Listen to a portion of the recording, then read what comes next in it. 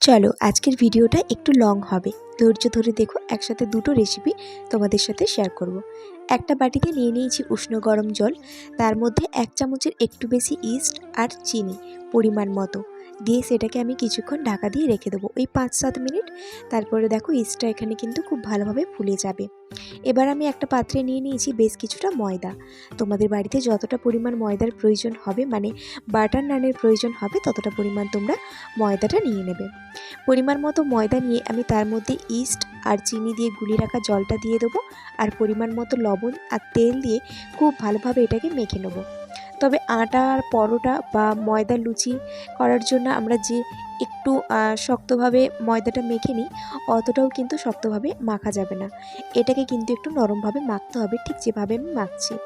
মাখার পরে এটা হাতে কিন্তু একটু লেগে যাবে, তো তেল দিয়ে এইভাবে মানে মেখে আবারও লাস্টে একটু তেল দিয়ে ময়দার মধ্যে বুলিয়ে এটাকে এইভাবে পেপার দিয়ে ওপরে একটা থালা চাপিয়ে তার উপরে একটা ভারী কিছু চাপিয়ে রেখে দিতে হবে ঢাকা দিয়ে প্রায় 1 ঘন্টার মতো।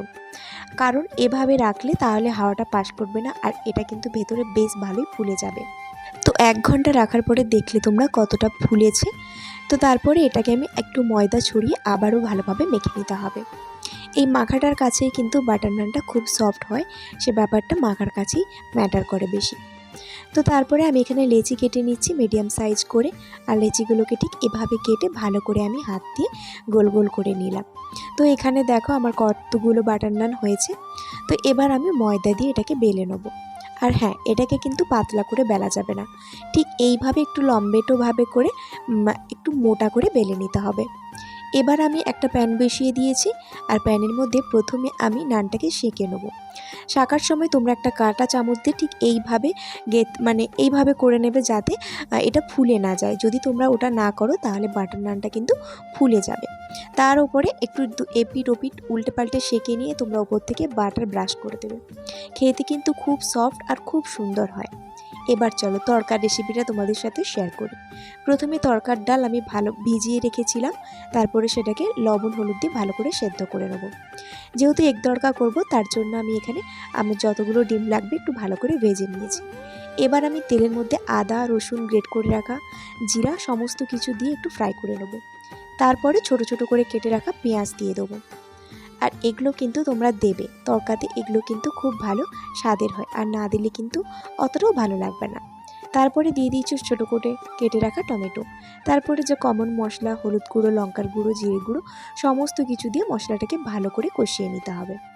আর এছাড়াও দিয়ে দিতে হবে তড়কা মশলা আর কাসুরি মেথি। হাত দিয়ে কাসুরি মেথিটাকে এইভাবে একটু গুঁড়ো করে দিয়ে দেবে। আর তড়কা মশলাটা মাস্ট দেবে, নাহলে তড়কা তড়কা ব্যাপারটা একেবারেই আসবে না। সমস্ত মশলা কষিয়ে নেওয়ার পরে আমি এবারে যে ডালটা তড়কার ডাল সেদ্ধ করে রেখেছিলাম ওটা দিয়ে দিচ্ছি। দিয়ে দেওয়ার পরে বেশ কিছুক্ষণ ফুটিয়ে নেব। তোমরা চাইলে এটাকে একটা ঘাঁটা দিয়ে খুব ভালোভাবে ঘেঁটে নিতে পারো, তবে আমি এটা খুব ভালোভাবে ঘেঁটে নিইনি, তো ওভাবেই ছিল। তারপরে এদিকে আমি আর একটা প্যানে বসিয়ে দিয়েছি বেশ কিছুটা ঘি, তার মধ্যে দিয়েছি ছোট ছোট করে কেটে রাখা রসুন কুচি আর একটুখানি লঙ্কার গুঁড়ো আর কাসুরি মেথি দিয়ে ওপর থেকে এই তড়কাটা দিয়ে দিয়েছি। এটা দিলে কিন্তু খুব সুন্দর স্মেল আসে। আর তার উপর থেকে ডিমটা ছড়িয়ে দিয়ে এবার একটু নাড়াচাড়া করে একটু ফুটিয়ে নামিয়ে নেব। দেখো তরকারি একটু মাখা মাখা করেছি, আর এদিকে বাটার নানও রেডি হয়ে গেছে। বাটার নান সাথে এগ তড়কা জমে যাবে। এই বৃষ্টির দিনে একবার হলেও বাড়িতে বানিয়ে দেখো।